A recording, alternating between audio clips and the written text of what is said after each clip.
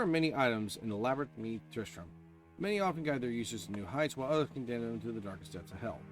What's going on today, gang? I'm your host, Farzi, and today we'll be talking about the Bonesaw in this episode of Diablo 1 Unique Items.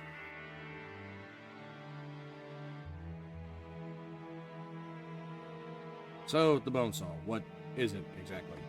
Well, it's a Claymore. Pretty nasty one too. Baseline stats are as following.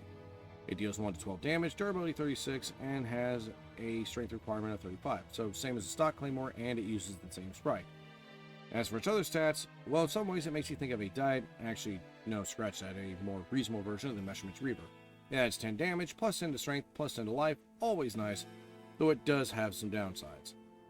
Minus 5 to dex and magic, and minus 10 to mana. Not a horrible trade-off, though it can hurt in some ways, which we'll get into in the breakdown proper. And it lasts its item quality of 6, which coincides with me finding it when I did during one of my streams. I found it up in the cathedral, for anyone who's wondering. Anyways, now the breakdown proper. First off, that extra 10 damage. You go from 1 to 12 to 11 to 22. Not factoring in damage bonuses from a higher strength score, mind you. And it's not hard to go wrong with this, hitting that much harder. Even better, since this is a sword, it deals extra damage to animal type enemies. About 50% more. So the base damage is more like 6 to 18 if I did my math right. And that extra 10 damage is further icing on the cake. It also helps with undead enemies as they only take half damage from blaze, so a potential 0.5, and yes, Diablo does in fact measure in fractional damage to 6 goes to 10 to 16.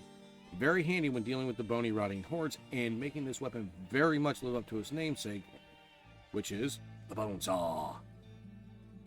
That plus 10 to strength bonus. Very nice. Helps you squeeze out that little bit of extra oomph and let you wield heavier armor.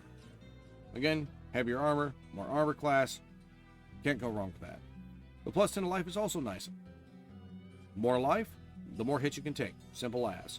Next to damage, arguably its best trait. Then again, I'm very much like to be able to take a few extra hits. Now, it's got some pretty good upsides. Now, as for its downsides, well, that dexterity penalty. Minus 5 is pretty harsh, actually. First off, you lose 1 point of armor class. This may not seem like much, but trust me, this does make a difference as it makes you that much easier to hit. Just that tiny little bit. Then you have the lowered hit rate. When I first equipped it, I went from a 71% to hit rate to 68. This hurts, as you will have a noticeably harder time hitting targets.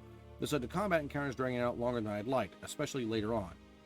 The minus 5 to magic isn't as brutal, at least if you're not a sorcerer. Remember, warriors get 1 point of mana per point of magic, rogues get 1.5, and sorcerers get 2, so unless you're the aforementioned magic wielder, you ain't going to have much to worry about.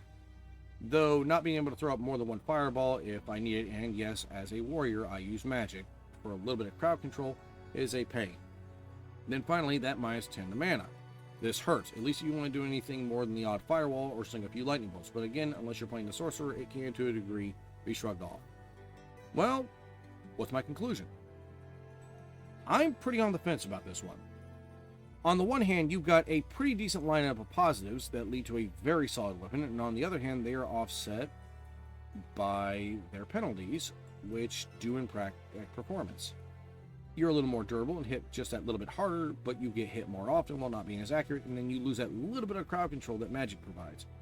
Honestly, after much consideration and giving it some thought, I'm going to rank this as a B tier weapon. It's a pretty well balanced, unique item, and all things considered, but it will eventually be eclipsed by late mid-game and onwards, and you will need something a little bit more consistent in the hitting things until they die department. If it gets to that point, sell it for the 1100 gold and get yourself some better gear. Anyways, thanks for sticking around to the end of the video. I hope you all enjoyed this, and I'll see you in the next one. Remember, content like this would not be possible without viewers like you. Thank you.